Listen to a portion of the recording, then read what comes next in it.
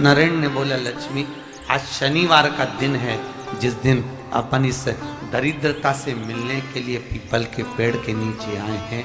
हिंदू धर्म में ये दिन पीपल के वृक्ष के लिए पूजनीय होगा।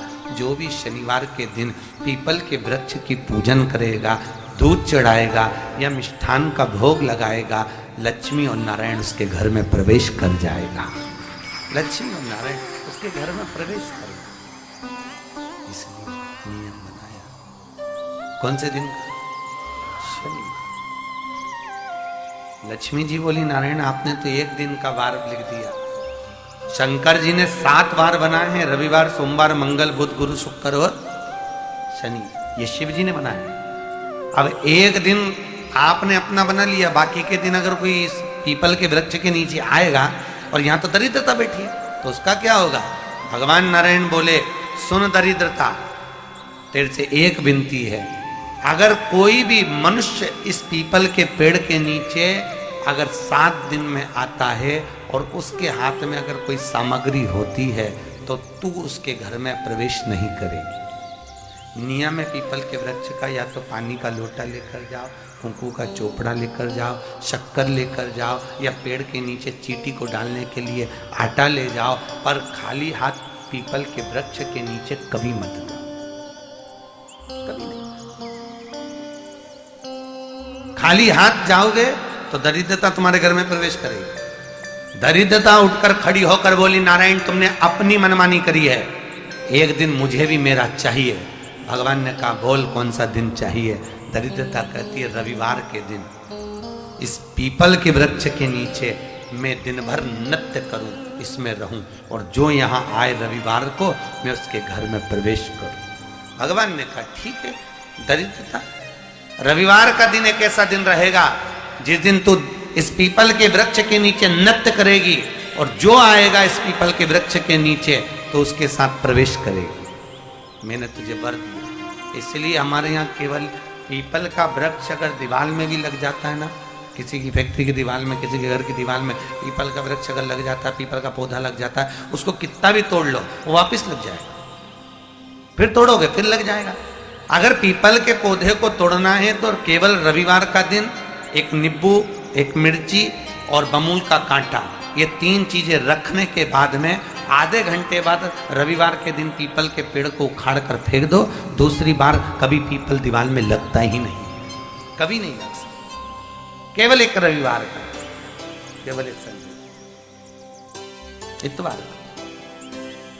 घर में दीवारों पर अगर पीपल लग भी गया है, इसलिए पीपल के वृक्ष को उखाड़ने का, अगर घर में पीपल लगा हुआ है या पीपल का पौधा हमारे घर में लग गया, उसको उतारना, निकालना, लगाना, तो पीपल के वृक्ष को अगर निकाला जाता है तो रविवार के दिन, और अगर पीपल के वृक्ष को कहीं लगाया जाता है तो सोमवार के दिन या मंगलवार के दिन, बुधवार के दिन, इन दिनों में लगा सकते पीपल के वृक्ष कहीं लगाना। शनिवार का दिन एक ऐसा दिन होता है जिस दिन पीपल के वृक्ष को कहीं जाकर लगाया नहीं जाता, क्योंकि शनिवार के दिन पीपल के वृक्ष के नीचे लक्ष्मी रहती है। हम अपने हाथों से अगर पीपल का वृक्ष किसी दूसरी जगह पर शनिवार को रोपित करते हैं तो हमारे घर की लक्ष्मी अपने घर से छिन्न होकर चली जाती है। इसलिए शनिवार के दिन पीपल लगाया नहीं जाता, किसी के घर जाकर उसको वापस पलटा नहीं जाता। लग गया, लग गया। प्रभु मेरी धर्म पत्नी को कहाँ रखूं आप बताओ? वो तो जहां यज्ञ होता है, अनुष्ठान होता है, दान होता है, पुण्य होता है, सत्कर्म होता है, वहां जाने को तैयार नहीं। आप करूं क्या? भगवान ने बोला, एक काम करो। दुर्वासा जी बोले, जिसके यहाँ रात्रि में बर्तन झूठे पड़े रहते हो उसके घर में इस दरिद्रता को लेकर तुम प्रवेश कर जाना। जिसके यहाँ रात्रि में बर्तन झूठे पड़े हो वहां लेकर प्रवेश कर जाओ। दूसरी जगह दुर्वासा जी बोले, जो स्त्री घर में दोपहर के समय पर सो रही हो उसके घर में इसको लेकर प्रवेश कर जाएगी। जो स्त्री दोपहर के समय में घर पर सो रही हो इस दरिद्रता को लेकर प्रवेश कर जाइए। तीसरा, जिसके यहां पर दरवाजे पर कांटे वाले पौधे लगे हों उस घर में इस दरिद्रता को लेकर प्रवेश कर जाइए। दरिद्रता कितनी सुंदर बात कही है। दाता और विधाता, कौन कौन? दाता और विधाता। लक्ष्मी और दरिद्रता के सगे भाई हैं। कौन कौन? दाता और विधाता। दाता को फिटकरी प्रिय है, विधाता को नमक प्रिय। ये दोनों हमेशा लक्ष्मी को और दरिद्रता को दोनों को समझाते थे, दोनों में प्रेम बढ़ाते थे। आज भी हिंदू धर्म की रीति है, यहाँ तो ठीक है, जिसके यहाँ पर भी अगर थोड़ी सी भी परेशानी होती है, थोड़ा सा क्लेश होता है, अशांति होती है, लक्ष्मी नहीं टिक रही हो, काम नहीं बन रहे हो, बहुत प्रयास करा जा रहा हो और हमारा कार्य नहीं होता, तो क्या करते हैं? फिटकरी और नमक को पानी में डाल देते हैं और घर में पोछा लगा देते हैं। आप लोगों ने आजकल फेसबुक पे भी पढ़ा होगा, व्हाट्सएप पे भी पढ़ा होगा। तो क्यों लिखा उसमें? उसका कारण ही केवल ये है कि दाता और विधाता की प्रियता उसमें। माता ख्याति के जो 4 बच्चे हुए, इसमें जो 2 लड़के हैं, दाता और विधाता, उसकी प्रियता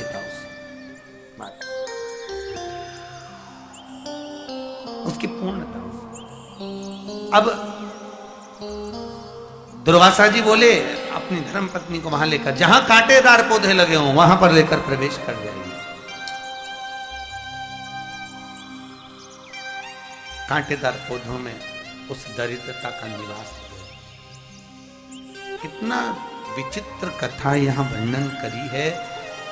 श्रीमद् भागवत के अंतर्गत जो वर्णन किया कि मृत्यु परीक्षा देने के लिए गया है, आज मेरे बेटे को इस परीक्षा में पास होना चाहिए, आज मेरा पति गया है, उसकी नौकरी लगना चाहिए। श्री शिवाय नमस्तुभ्यं भक्तों, जय शिव शंकर। हम सभी के मन में किसी कार्य को लेकर, किसी इच्छा को लेकर कोई ना कोई ऐसी कामना, कोई ना कोई ऐसी मनोकामना जरूर होती है जिसे हम चाहते हैं कि हमारा कार्य हर हाल में पूरा हो जाए, जो हमारा मनोकामना है वो हर हाल में पूरा हो जाए। कोई ऐसी बहुत जरूरी काम को लेकर भी ऐसी अभिलाषा होती है। तो उन तमाम तरह की इच्छाओं को, तमाम तरह की मनोकामनाओं की पूर्ति के लिए आज के इस वीडियो में पंडित प्रदीप मिश्रा ने बेहद ही कारगर उपाय बताया है, जिसको यदि हम करेंगे तो निश्चित ही हमारी जो भी मनोकामना है, जो भी इच्छा है वो पूरी हो जाएगी। वैसे तो हम लोग शिवलिंग पर बहुत सारी चीज़ें चढ़ाते हैं, लेकिन आज की इस वीडियो के माध्यम से पंडित प्रदीप मिश्रा स्वयं जिन चीज़ों के बारे में आपको बता रहे हैं, जो उपाय आपको बता रहे हैं, यदि आप उसको करेंगे, उनके द्वारा बताए गए चीज़ों को यदि चढ़ाएंगे तो निश्चित ही आपका हर काम सफल होगा, चाहे वो काम कितना भी जरूरी क्यों ना हो, कोई भी मनोकामना कितने भी लंबे समय से अधूरी क्यों ना हो, वो हर चीज़ पूरी होगी जब आप इस वीडियो में बताए गए उपाय को, पंडित प्रदीप जी मिश्रा द्वारा बताए गए उपाय को करेंगे। तो चलिए बिना देरी किए हुए आज की इस कथा को हम शुरू करते हैं और इस उपाय को सुनते हैं गुरुदेव के ही मुख से। मानव के जीवन में दुख क्या होता है? माहिल्या का चरित्र कभी स्मरण कर देखिए। जब जब जीवन में दुख आया, 8 वर्ष की आयु में शादी हो गई, 21 वर्ष की आयु में विधवा हो गई और थोड़ा ही समय निकला था, बेटे को राज सत्ता पर बिठाया, मालूम पड़े बेटा भी शांत हो गया, अकेली रही। एक बार माता अहिल्या से पूछा गया, पिता ने पूछा पत्र लिखकर, बेटी अहिल्या तुझे अगर चिंता हो इस मालवा के क्षेत्र में जाने पर, तुझे अगर टेंशन हो इस मालवा की भूमि पर, तेरा पुत्र चले गया, तेरा पति चले गया, तेरा ससुर चले गया, तू अकेली बची है अहिल्या, अगर तुझे चिंता हो तो तेरा पिता बैठा है। तब माता अहिल्या ने पत्र लिखकर भेजा, मेरे पिता का भी पिता मेरा महादेव मेरे साथ बैठा है, तुम क्यों चिंता करते हो, मेरा देव महादेव मेरे साथ है। जब माता अहिल्या को इतना भाव था कि मेरा महादेव मेरे साथ है, तो इंदौर वालों चिंता करने की जरूरत नहीं, तुम्हें रत्ती भर की भी क्या, किसको रोइए, चादर तान के सोइए, आग लगे बस्ती में और तुम रहो मस्ती में, अपने को टेंशन वेंशन नहीं करना। 7 दिन की कथा है, घर वालों को कह देना, देख रहे भैया मैं तो चली वृंदावन राणा, मेरे तो भाग जगे, राणा जी तेरे मेलों में आग लगे, हमें कोई फालतू टेंशन देना मती। 7 दिन की कथा है। कोई कह रहा था गुरुजी अब इस बीच में शादी ब्याह भी बहुत सारे हैं, तो हमने कहा मना नहीं है, शादी ब्याह बहुत सारे हैं, हमें भी ये देखना है कि तुम्हारी रिश्तेदारी उनसे है कि इनसे है, हमें तो ये देखना। और हम तो पहले भी कहे आपसे, हमारे 2 ही रिश्तेदार, हमारे 2 ही रिश्तेदार, एक हमारे भोले बाबा, एक हमारे भोले बाबा, और दूजी गौरा रानी सरकार, हमारे 2 ही रिश्तेदार। हाँ तुम्हारे ज्यादा हो तो बात दूसरी है, पर हमारे तो जो दुख में साथ दे वही रिश्तेदार। बोलो सही है कि गलत है? मालूम पड़े दुख पड़ा भारी और रिश्तेदार पहले चले गए, मालूम पड़े भाग के गए, अब कौन साथ दे रहा है?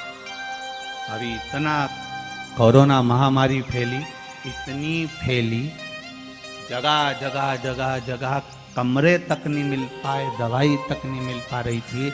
लोग साहब को फोन लगा रहे थे, पर आखिरी में जब कोई काम नहीं आया तब मेरा उज्जैनी नरेश महाकाल का नाम लिया गया और उसने सब रोग मिटाया। सेवा करने पर आपसे भी निवेदन है, जिस दिन तुम्हारा मन दुखी हो, जिस दिन तुमको लगे कि हमारे मन को आज अशांति है, आज मेरा बड़ा सा कोई काम अटक गया है, मेरा बेटा आज परीक्षा देने के लिए गया है, आज मेरे बेटे को इस परीक्षा में पास होना चाहिए, आज मेरा पति गया है उसकी नौकरी लगना चाहिए, मैं बड़ी दुखी हूं, सब दूर माथा टेक लिया, सारे संसार में होकर आ गए, सबसे जाकर निवेदन कर लिया, जब हार गए तब किसी शंकर के मंदिर में एकांत में बैठ जाना, एक लोटा पानी चढ़ाकर, 5 बेलपत्र चढ़ाकर, एक चावल का दाना शिव को समर्पित कर कर एकांत में बैठकर शंकर को निहारते हुए श्री शिवाय नमस्तुभ्यम का जाप करना, अपने दिल की बात उससे कह देना। जब वो एकांत में बैठा हो, कोई नहीं हो मंदिर में, तब तुम बैठना, उससे कहना आज मेरा पति नौकरी के लिए गया है, मैं जानती हूं कि मैं हो सकता है पाप कर्म करा, पूर्व में क्या क्या करा अपने को क्या मालूम, हो सकता है मेरा पति भी पूर्व में कोई कर्म विकार करा होगा, सारे जगत में धक्के खा लिया, सारे दुनिया भर में घूम कर आ गए, पर मेरे बाबा अब कहीं पर नहीं जाऊंगी, आखिरी है तू और तेरा द्वार, अब नहीं छोड़ूंगी। और उस बाबा से निवेदन कर कर जाना, 8 दिन 15 दिन इंतजार तो करो, उस बाबा से बोलने के बाद एक टेबलेट भी खाते हो तो थोड़ी देर बाद असर करती है, तो थोड़ा इंतजार तो करो उसको बोलने के बाद, भटकना मत ही। उसके दरवाजे पर जाने के बाद भी अगर काम नहीं हो तो समझ लेना कि हमारा कर्म कुछ ज्यादा गड़बड़ होगा लगा है, अभी समय लगेगा, भटकना मत ही, नहीं तो इनके छोड़ के दुनिया के लोग तो बड़े भटकते हैं, पहले राम जी के पास चले जाए, राम जी से काम नहीं बने, हनुमान जी के पास चले जाए, हनुमान जी से काम नहीं बने, ठाकुर जी के पास चले जाए, ठाकुर जी से काम नहीं बने, शंकर जी के पास चले जाए, शंकर जी से काम नहीं बने, तो कहीं दूसरी जगह चले जाए, मैं नाम नहीं लूंगा, तुम समझ जाओ। कोई दूसरे धर्म में प्रवेश कर जाते हैं, कोई हिंदू धर्म को छोड़कर दूसरा धर्म अपना लेता है, क्यों? देवता नहीं सुन रहे तो दूसरा धर्म अपना लिया। फिर निवेदन करूंगा, मेरे हिंदू धर्म से बड़ा कोई धर्म हो ही नहीं सकता, यह पक्का है, इस हिंदू धर्म से बड़ा कोई धर्म नहीं हो सकता। आपको गौरवान्वितता महसूस होना चाहिए, मेरा राम मेरा कृष्ण। अन्य जगह पर केवल लोग कहते हैं उनके धर्म में एक देवता होता है, हम कहते हैं बफेट का जमाना है इसलिए हमारे 33 कोटि देवता है, तुम्हारी मर्जी पड़े जिसको उठा लो, तुम्हारी मर्जी पड़े जिसको उठाओ। बफेट में जाते हो, कहीं गुलाब जामुन, कहीं छम्मक लड्डू, कहीं पानी पतासा, कहीं दही बड़ा खाते हो, पर जिस भोजन में तुम्हारी रुचि ज्यादा होती है उसकी प्लेट ज्यादा निपटा जाते हो। बोलो सही है की बात है? तुम भी सारे देवताओं के दरवाजे पर जाओ और जिससे तुम्हारी अच्छी पट जाए उसको पटाना। 33 कोटि देवता में एक है, चाहे राम कृष्ण शिव भवानी जगदम्बा दुर्गा, जो तुम्हारे चित्तवृत्ति में आए उसको रिझाओ, उससे लगन लगाओ, उससे दृष्टि मिलाओ और उससे जाकर अपने दिल की बात कहो। जब शंकर से दिल की बात कहोगे पक्का है वो सुने। हम कई बार कहते हैं अगर हो सके, कभी कभी होता है कि बहुत तकलीफ है और नहीं हो रहा काम, बहुत दिनों से लगे हो नहीं हो रहा, हरा मूंग ले जाओ, मूंग के दाने तो रहते हैं घर में, केवल 31 मूंग के दाने लेकर जाइए, 31 चावल के दाने लेकर जाइए और 31 ही बेलपत्र लेकर जाइए। जिस दिन सोमवार की अष्टमी हो, कौन से दिन? सोमवार की अष्टमी हो, उस दिन शंकर जी के मंदिर में जाओ, 3 चीज लेकर जाओ, मूंग के दाने, चावल, बेलपत्र। चावल जो 31 लेकर गए हो अपनी कामना कर कर शंकर जी की देहली पर रख दो, चौखट पर, कहीं पर भी एकांत में उसको रख दिया। मूंग के जो दाने लेकर गए हो 31, वो नंदी के पास में, जो नंदी का पांव ऊंचा रहता है उस पांव के पास रख दीजिए। और जो 31 बेलपत्र लेकर गए हो वो 31 बेलपत्र अशोक सुंदरी वाली जो जगह है, आपको पहले बताया है कथा में, अशोक सुंदरी जी का स्थान,